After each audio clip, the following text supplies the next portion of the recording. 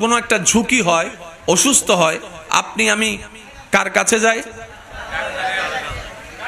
Doctor প্রথমে আমাদেরকে দেখে, আমাদেরকে শুনে, যদি ওনার বিবেক সম্মত হয়, চেকআপের দরকার হয় না, তাহলে উনি প্রেসক্রিপশনে ওষুধ লিখে দেয়।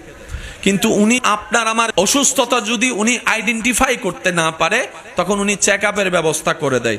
আমি তাদের কথা বলছি না যারা বিনা কারণে চেকআপ দিয়ে দিয়ে রুগীর থেকে বিভিন্নভাবে অত্যাচার করে, আমি তাদের কথা বলছি না।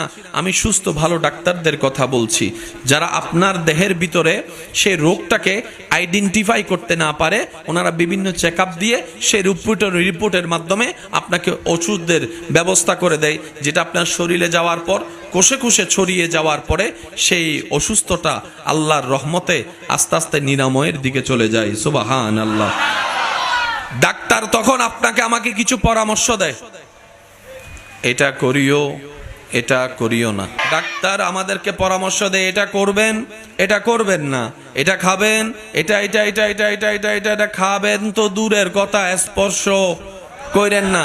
মন যদি চায় তারপরে চোখটা একটু ফিরাই ফেলিয়েন, কারণ আপনি যদি চোখ কন্ট্রোল করতে না পারেন, আপনার হাত অটোমেটিক চলে যাবে। হাত যদি অটোমেটিক চলে যায়, সেটা আপনার হাতে উঠে মুখে চলে যাবে, ওই মুখে যাওয়ার পরে সেটা পেটে যাবে, পেটে যাওয়ার পরে আপনার যে রোগটা আছে সেটা আরও বেড়ে যাবে, যেটা আপনার অসুস্থতা বাড়িয়ে ফেলবে, মৃত্যুর কারণ হবে। তখন আপনি আমি কি করি?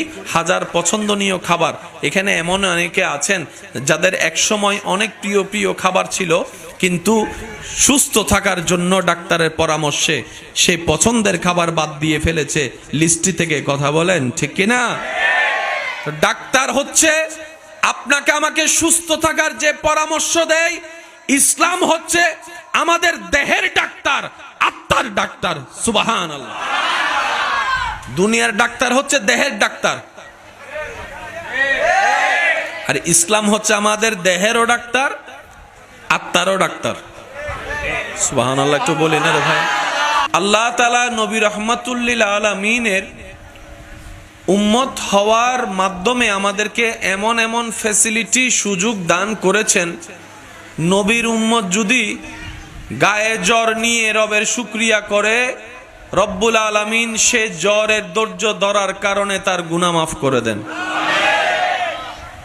নবীর উম্মত যদি রাস্তায় হাঁটার পথে কোনো ব্যথা জাতীয় কিছুর সাথে আঘাত পায়, পায়ে যদি একটা ছোট্ট কাঁটাও ফুটে, সে কাঁটা ফুটার ব্যথা সহ্য করে যদি ধৈর্য ধরতে পারে, রব্বুল আলামিন তার গুনাহ মাফ করে দেন। সুবহানাল্লাহ।